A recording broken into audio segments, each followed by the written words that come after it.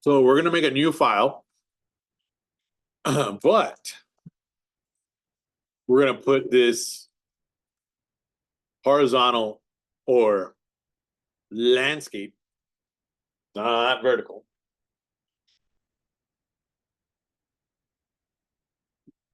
Come on, guys, I need everybody to do this.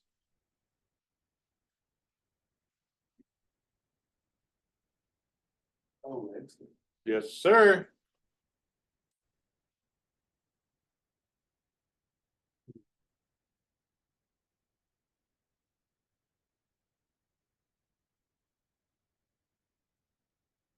It should be sideways.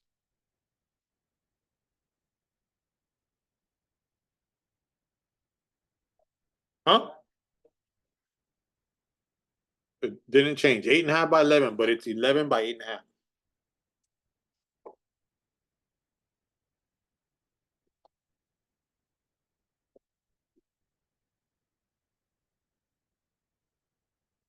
Yes. All right. You ready?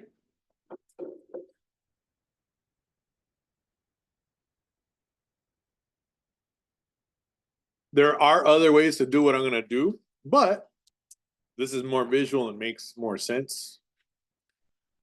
Okay, so let's go to layers, and you're going to call this layer 1 guides, Guids. And if you have not done so, let's bring our rulers out, Command R. Command R.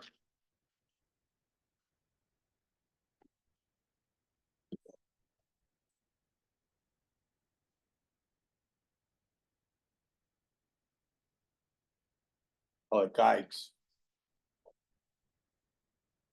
Everybody there?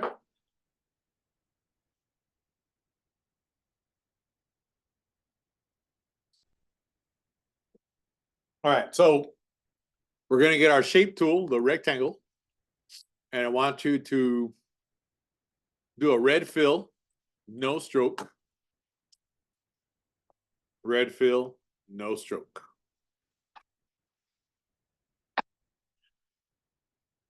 Also, up on your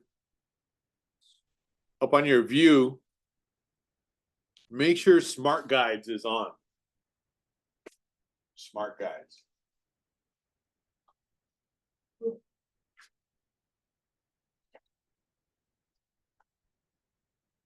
Got it?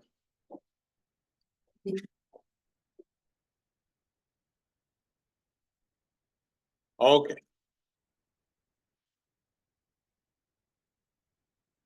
You're going to get the rectangle tool and you're going to go up to the top left corner. It'll say intersect if you have your Smart Guides on, and you're going to go all the way down to the bottom one, and it's going to say intersect. And you should have drawn a rectangle that lies directly on your document. All right. Now, one of the things I've been kind of talking about from the beginning is Illustrator can kind of mess you up in some ways, in that you think it's correct where you place stuff, but it may be off a little bit or over, right?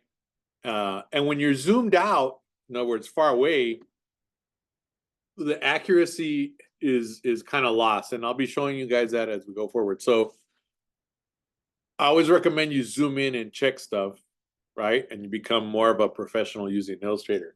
It's like me telling you guys to from way back here, you can't see with the lights off, but there's like a printout on the front door over there that has like a fish that I made spontaneously out of text. If you go look at it later, it's like if I told you,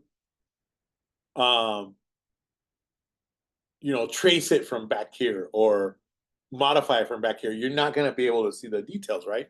So always check, zoom in, zoom into those corners, and you can see sometimes that you may be off, right?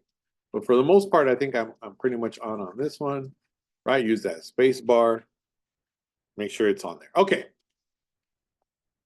And if you know it's off, then go fix it. But this one looks good. All right. Let's zoom out a little bit to where you have some gray space around it. Command minus. for some of you guys. All right. And if you don't have your rulers, remember Command R. So what we're trying to do is we're trying to establish the center of this document. So I click inside of the rulers. There's the invisible guides that live inside. You have to click and hold, and you start dragging down. You may not be able to see it on the projector, but I can see it on my screen. You'll see these little dotted lines, and you bring it and you put it right on this dot, and it'll say center. And then you're gonna do it from this side too, from the left. Click and hold inside the ruler and bring out. And you should have now some guides. All right. These are more than anything visual as we go forward. Right. Cool. Now, we don't want the red rectangle, so we delete it. We only used it to establish our guides. Cool. Now, one thing about guides is we have to be aware that they never print. They will never print, no matter what you do. But you can lock them and unlock them. And if you go to view, and I'm just showing you here, you can go to guides and notice how it says unlock guides. And you can accidentally select them. Okay. And the quick command to lock them or unlock them is Option Command semicolon or colon. And that unlocks them. Now, everybody should look.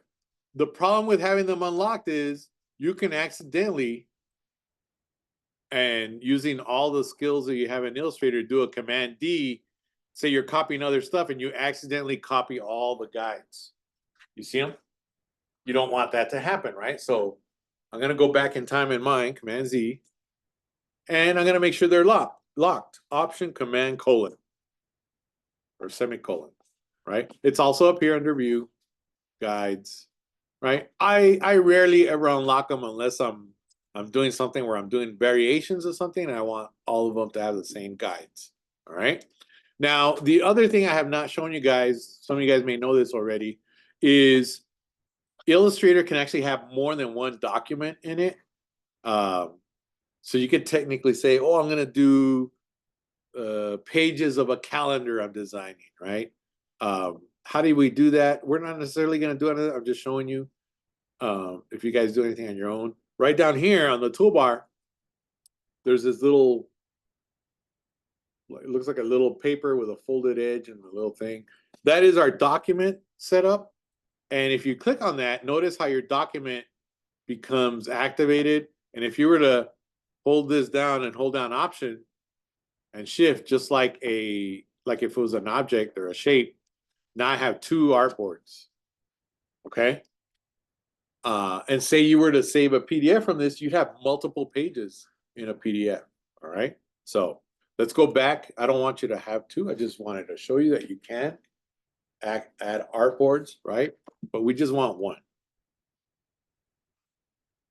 All right. The next part of the guides is we're going to go to this top corner and we're going to create another rectangle. Let's make this one green. Green.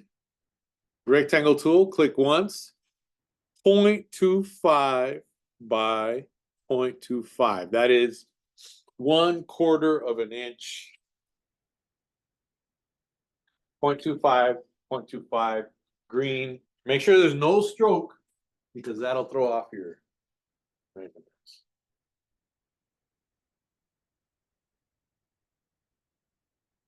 How do you know about this? How'd you know to put it there? How'd you know to put it there? I did?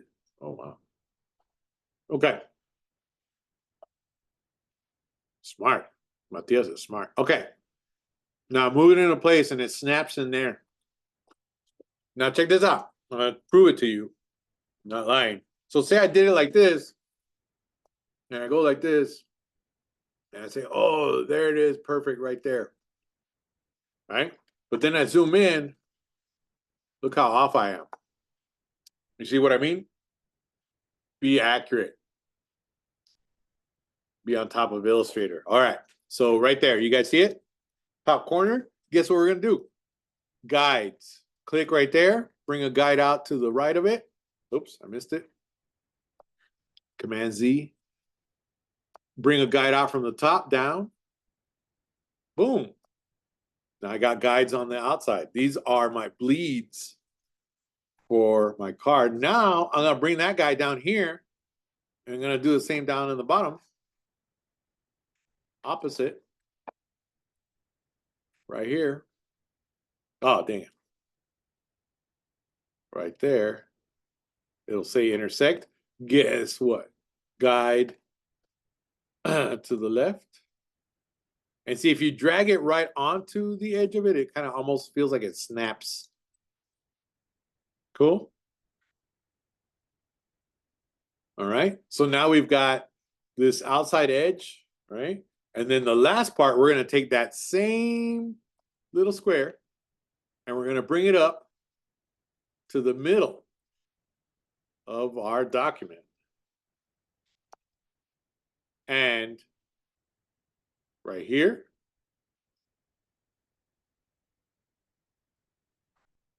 and I'm going to bring a guide out to here. And now I'm going to move this guy over here. So remember, a card is symmetrical, right? So we're doing everything to each side. So in the industry, on a book or a card or a magazine, we call this center part the gutter. Anybody ever thrown a gutter ball? Bowling? Anybody ever been bowling? Show of hands. Nobody's been bowling? All right. I guarantee you've thrown a gutter ball. So have I. But not, huh? Are you really? You have shoes? Your own shoes? Huh? All right. Okay. So, how visible is it up there? Ooh, it's very hard to see. But basically, you should have, I don't know if you guys can see up there. I got the middle, right, that we set up, the two side ones, and then an outside perimeter of 1/4 of an inch all the way around. Now, I'm going to be very honest. When we finally finish these cards and we print them out on our little laser printer here, most of these printers will not print to the edge, right? So we're kind of adding this on purpose in this case, because when we try to make them, we're going to have to cut them a little bit, cut them down a little bit. I'll show you guys how to do that. Okay. So this is our basic setup. Now, I want you to save this, save it on your cloud, and name it outside of card.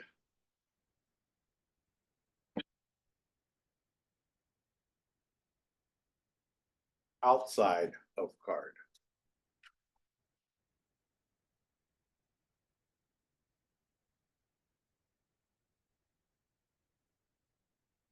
All right, everybody got that? And then, this is very important. Don't mess this part up. We're going to resave it, save as again. But this one we're going to call inside of card. So you're going to have two. And they're going to be identical as far as the guides. So inside and outside.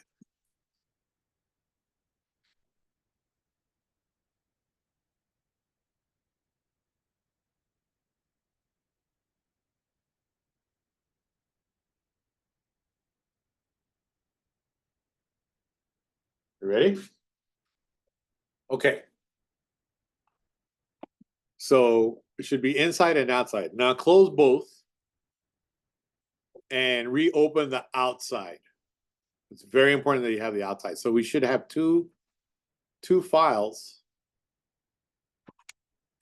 And if you want, go to File, Open Recent, and then go outside. We don't want the inside one open. We just want the outside one. Right? But we made both from one. Now, just so you guys know, in the future, if you ever do another card, like we're gonna do, I'm sure you guys saw the sample that I showed you guys last time, right? So anytime we design anything like a book, a magazine, a card, we're designing it flat. Everybody look over here. That's dark, right? But a lot of people don't get this. You'll see people make a mistake. So we always design it flat. So this is really, that side is the front cover, and this side is the back cover. Right? So we always design it flat. Any box, any magazine, any book, we design flat on the computer. Right?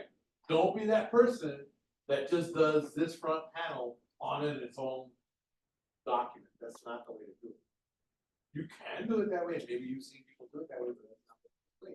Because when you send this to a real printer, they can't be all in pieces. It has to be all consecutive, right? And we'll go forward with this, and you guys will see it makes more sense. We're almost there. We're almost there. Okay. So having said that, right? This should be your outside document. Let's go to the right here, guides, and lock it. And let's go to new layer. And we're going to call it background for outside, front, and back. I know that's long, but you'll see how this is going.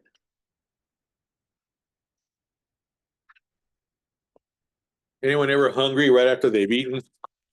How's that possible? Like, I'm just craving something salty. All right, you ready? Background for outside, front, and back. Check it out. So we're going to get a rectangle tool. Let's choose a nice purple. I want a purple on this one. A nice purple. No stroke. Purple fill, magenta looking fill. And I'm going to draw it all the way to the edges of the document, not just to the guides. It should say intersect. And we've got a nice purple background, right? The whole thing. We made a brand new layer called background for front, for outside, front, and back. All right, I'll do that again. Choose a color, rectangle tool, just like how we did the setting up of the guides. There it is. Cool. Now we're gonna go to window gradient. Let's add a little color. You don't have your gradient window. Now look at, this is, a lot of people freak out. How do I add another color? Well, have your rectangle selected. See how it's selected with a regular arrow. And then notice how the last fill color is loaded right here underneath the black and white gradient. And you drag that little swatch onto the gradient down here at the bottom. And now you introduced that color into this gradient. You just created a brand new gradient. I don't want black, so I'm going to click on this little dot. Everybody look right here. And you just click and drag down, and it'll take it away. And then I can drag this, and I can drag this slider. As long as there's two colors, you have a gradient. Now watch this. How do I copy this color to be on this side? I click on it, and I hold down the option, and hold down the option, and that duplicates a color. And now I have a very symmetrical gradient. Oops. All right. Now, if yours doesn't look exactly like that, that's fine, because my projector is going to show something different. And then I can even move these sliders and tighten up the way the colors blend with each other. And notice how on mine, I'm almost like right down the spine. I can make the color be right down the spine or the gutter. Oh, right there.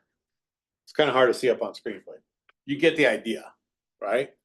That's just how to do a nice gradient. I'm not saying this is good or anything. I'm just showing you. All right. So having done that, I'm going to lock that layer. Cool.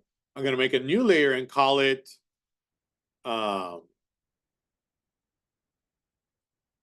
front. Sorry. Outside. Everybody look. Outside front panel.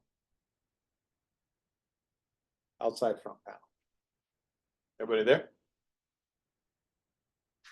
I promise you, we'll just be done with this.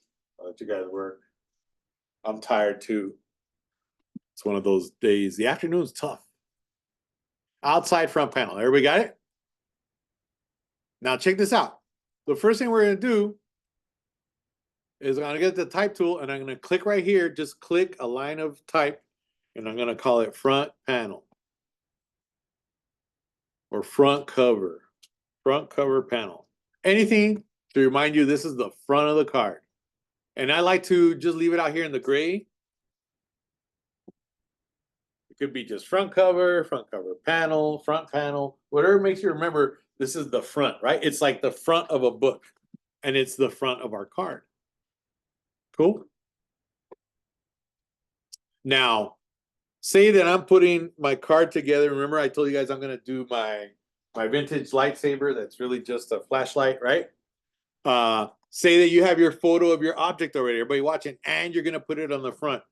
I'm going to start putting this together. Watch this. I did a lightsaber. This is the actual one. This is not the real picture, but everybody knows how to do this at this point. Maybe Nathan needs a little bit of help with this, and I'll help you out with that if you're not sure how to do this. So check this out. Here's my picture of my lightsaber that I want on the front of my card, right? On the outside front panel. But it has a background. What's one way I can get rid of it in Illustrator? Anyone? What if I don't want the background? Yeah, I could do image trace and pick out the stuff. What if it's how about a clipping mask, right? Where I just delete the back. So watch this. Here's my picture. You guys don't have to do this part, obviously, because you don't have this file, but watch this. Command 2. You just need to watch. That's tape down or lock just that picture. And then as you guys get better, and we'll have more lessons on the pen tool, everybody watch. I'm going to use a nice bright color for my pen tool so people can see how I'm tracing this. I get the pen, and once you get really good at this, they're called compound curves or Bezier curves. That's a fancy name. The least amount of points possible. We'll have whole lessons on this, and you guys will be very quick at some point on this. Now, I'm doing it this way because a lot of people, they'll do this. Let me show you what's the wrong way. And this is not a beautiful high-res image that I took. This is just stuff from the internet. But you don't want to do this. Everybody watching? Some people will do this, and they'll put tons of little dots. Anybody ever seen this? I heard a sound from somebody. And you may have seen somebody do this, even other teachers and stuff. Don't do that. That's horrible. That's going to look lumpy. All right. You guys are going to learn the pen tool if you don't already do. Least amount of points in a clipping path. And then we're going to make it into a clipping mask. Most corners are 2 points. Oops, sorry. And always a complete shape. And especially these. And you'll learn how to do this. I'll show you. Anyway, least amount of points, right? There's my shape, my complete shape. And then I unlock my image, Option Command 2. Now I select both the shape that I just drew with a pen tool, right? And the photo, Command 7. You guys that have been here, you guys know that that's how that works, right? So I isolated it using a clipping mask. I'm going to rotate it a little bit, right? And I'm starting to put, there's my image. Cool. All right. I could maybe do a little drop shadow. Make it look more like it's floating in space right there. Cool. How about some text? What do you guys think? Now, this is the habit you got to get into. Is this a front or back? So this is outside, front, panel, text. I know some of you guys like Lexus. I'm not naming all my layers. Of course you are. Check it out. And I'm going to type there, May. And I know I have my Distant Galaxy font, which is the fake Star Wars. There it is. May. Again, this is just a sample. Huh? And then down here, the dot, dot, dot, dot, dot, dot, dot. I'm going to scale these down. Option Shift. Scale this down. All right. Now, here's a good question. Some people would like to know the center of this panel, right? So I could technically go back to my guides, unlock my guides, lock everything else, and draw myself from the halfway point, because maybe you want everything perfectly centered, right? Or a column of text on the front panel, who knows? And I do the same thing. I didn't do it with you guys because I don't know if you're going to want to do that, but you can actually find this center as well of this, just this individual panel. See? All right, so let me lock that. And you can see I'm starting to put this together. What if I found a cool texture or I took a picture and I go over here, outside, front, panel, texture, right? See how you try to keep everything organized by the way you name it. That's why I tell some of you guys, it's important to name your layers. Shift Command what to place? What do you guys think? Huh? P, yeah. We hit texture. And I had a nice one down here. I think it was from last year. Excuse me. I'm losing it too. Hold on. Oh. Sorry, I can't see here.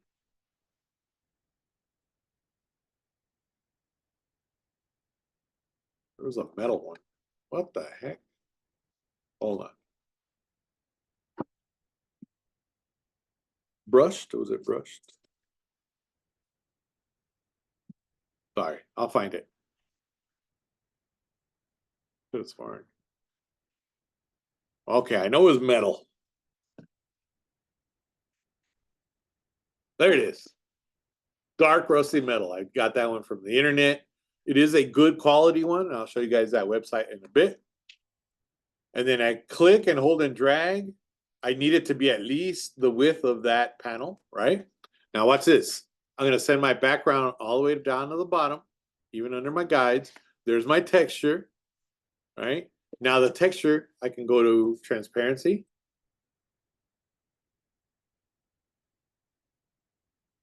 And I'm going to do one of these blend modes. Actually, that one's not bad.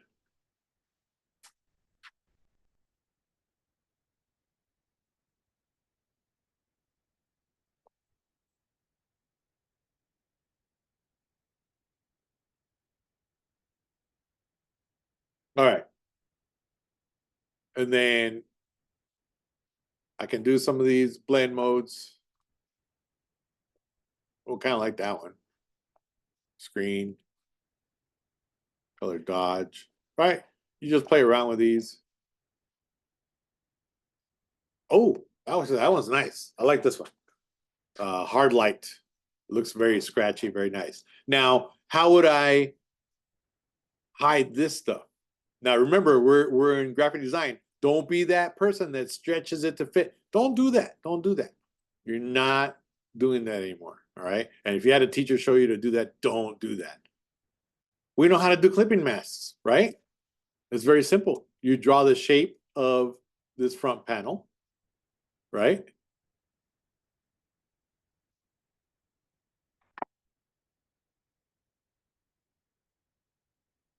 And just so you guys can see it, there it is, bright green. I select the bright green. I select my texture, Command 7. And there's my texture. Right? It's kind of hard to see up here now. What happened to it? I don't know what I did to it. Did I change the color mode? I think I did. Let's see. Blend modes. Oh, that put it to normal. Yeah. Which one was it? Was it lighten? Color dodge? No. Exclusion? Oh my goodness. I forgot which one it was. Anyone remember? Really? How come it's not working now? Anyway, I'm confused. Let me check. Huh, it's on top. How strange. Huh, it was looking better earlier, but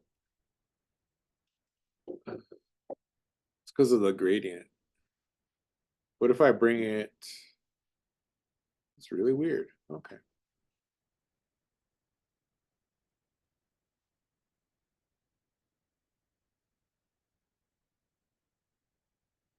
Huh. I don't know what happened. Let me go back in time here. Hold on. When I did the clipping mask, it went away.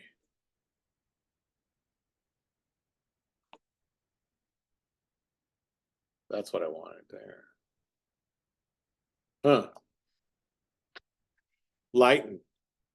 What? Hold on. Yeah, that was it right there. I wanted that. All right, let me try again. Shouldn't go away.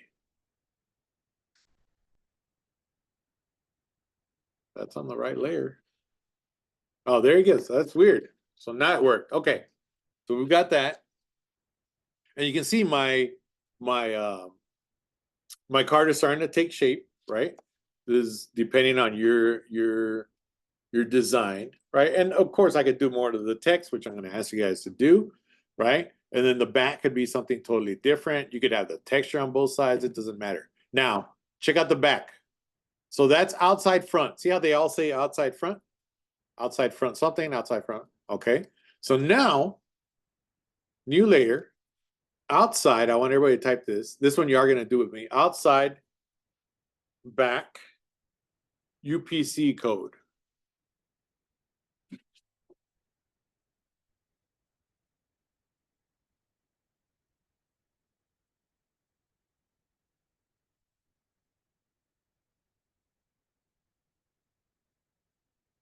All right. So outside, back, UPC code. Everybody got this? New layer, outside. So you may see a pattern now. So you type outside, you type inside. That way you keep track, right? Now I know some of you guys are gonna say, well, what does it matter if I name them that or not? Again, we go back to the whole thing of professionalism. We go back to the whole thing of maybe you work with other people and your boss comes in and says, hey, Kian, I need you to hand this off to Matias over here. I need you to work on this. And then Matias gets your file and opens it up, and all the layers are not named. They're layer 1, layer 2. That's not cool, right? Again, I know some of you guys don't like doing that, but that's the whole point, right? Of becoming a professional and working in graphic design and naming your layers, because you never know when you're going to have to work with other people. That's all. That's the only reason. All right. So outside backup, outside back UPC code. Say, okay. Now, most people, and I'm not going to let you guys do that, would go to the internet, right? And they would look up UPC code and download the crappiest JPEG or PNG and call it a day. Don't do that, right? I'm going to show you how easy it is to just make one. All right. So don't do that. Don't download low res stuff. That's no bueno. Check it out. And I'll show you the proof. So outside back UPC, Shift Command P. I had already downloaded one in the morning. There it is, a PNG. And most people just click like this, and they'll place it there. I'm done. No, well, no. Number one, it's already got numbers in there that don't make any sense to us. And it's pixelized or pixelated, whatever you want to call it. I don't like that. I'm teaching guys to do better. I'm going to leave that one. Now watch this. Everyone looking at this UPC code? Yes? What's the basic shape? Huh? A white rectangle? Who said that? Allie? Whoever. White. Don't tell me you cannot draw a white rectangle, more or less eyeball it and make it that size. Right? Step one. Could I even round the corners a little bit? Yeah, right there. Boom. You guys watching? Yes? I'm going to lock all the other layers. Okay, next step. Command 2, lock that guy. Don't tell me you can't use the same tool, right? Black fill, no stroke, and I draw a nice thin line like this, right? Do we know how to make patterns in Illustrator? What do you guys think? Yes, no? Yeah, right? Just drag. Cool. Watch what I'm gonna do. I'll copy these over here. Then I make a little bit thicker one. Like about like that. And I move this guy over. And I make another one, or I just copy that one and make that one skinnier. And use my arrow keys. And then what if I select these and repeat them a little bit? Right? Now they're gonna look repeated, but I can go back and manipulate these. Right? Now, it's not really making sense and making it actually work. You're not going to take this to Target and scan it and see if it does anything. You're not doing that, right? You're just kind of mimicking what a UPC bar scan code looks like, correct? So check it out. I just did this. Now, everybody looking? See how these are too tall? Can I come in here with a direct select arrow and select the bottom of, say, these? Oops, I missed one. And use my arrow keys and tap them up. Cool. And how about these outer ones? Can I make them lower in just a few seconds?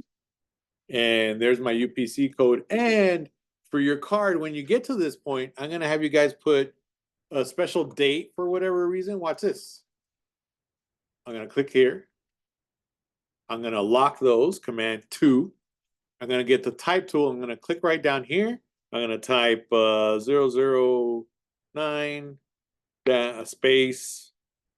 What's the date today? The 3rd? Yeah. And I usually tell people put the date, or if there's a special date on there, and we don't want a big thick font like that, Command T to bring on our fonts. Let's do just our default. Right? Everybody looking right here, look at, so that's today's date. You could put your date, whatever you want. If it's a special day, if it's somebody's birthday, if you remember when this person gave you the thing, whatever. Now, if I want these numbers to fit in here, do I stretch them? Huh? No. Very simply, you come here to your character palette. If you don't see all your tools, if it says don't show all the options, show options. It's this one right here. This is what we call tracking. Some people call it kerning. But all I do is hold down my shift and increase that. And I fill it the nice way. That's space in between the individual characters. Not stretching. Do not stretch. All right. And remember, we can tell when these are stretched because these numbers are modified. All right. Don't tell me you can't make your own UPC code. Option Command 2 unlocks everything. I grab all these guys. I group them. There's my fake UPC. How do you like that? Yes? No? Yeah? So don't tell me you can't do that because all it is a bunch of rectangles. Cool? And just so you guys know, one time, UPC numbers are actually fonts. It's a type of font. And back when I used to do a lot of package design, I actually had the fonts to do this. It's probably on one of my old computers. And I just tested it out one time, and I think it was Kmart back then. Kmart doesn't exist anymore. And I went and I saw an item, and I wrote down the number, and then I went back home and I made the UPC and I printed it on paper, and I went back to Kmart and I pasted it on the box above the actual one it had printed on it, just to see if it would work, and it did.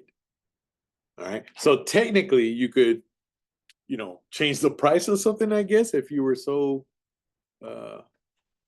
inclined to do that. I guess that would be like theft, right? Changing the price of something yourself. But that's the power of graphic design and fonts. But anyway, there's my UPC, right? And again, you can see that you're going to start putting this together. Then your other part, the inside, is obviously going to be the inside of your card. This is going to be right here where you normally have whatever it says, and then you sign it here, right? Sometimes some cards have stuff in there. You guys have seen the samples that I showed you, right? But that's basically how you start putting it together. All right. Remember, I did ask you guys to bring your object in if you have it. And if you haven't, that's fine. You can bring it in next class. I'll have the little booth so you can take photos of it. If you don't have the actual object anymore, then we're going to try and find the best image possible as far as quality. I've been experimenting a little bit with some of those AI apps that will clean up a low-res image, and maybe we can try that. All right. But you start seeing how it all goes together, basically, right? Yes, everyone understand? And then what I didn't say, and I should have, was when you're designing something like this, the reason to have these margins also is, well, you don't want something to be very close to the edge, like the on this one. Check this out, right? If this were really close, then you would know that you're too close to the edge, right? Because you're beyond that guide that I gave you. All right. And remember, you guys that have done art before, there's true centered or what we call things being centered, and there's visual center. So sometimes, especially with fonts and text, just because you see a text box and you say, oh, that's exactly right there. But remember, the characters are not symmetrical, and sometimes they may be visually off a little bit. So, just going by exact center with a guide isn't always 100%. All right. Sometimes it's a visual center. All right. So I'm going to save this. Does anyone have any questions? Does this make sense how we're putting this together? Yeah. Again, I know some of you guys don't like naming your layers, but this is going to help you keep stuff in order. Okay. Any questions? No? Yes? Maybe? Cool. All right. Let me stop, and then I'll let you guys work today.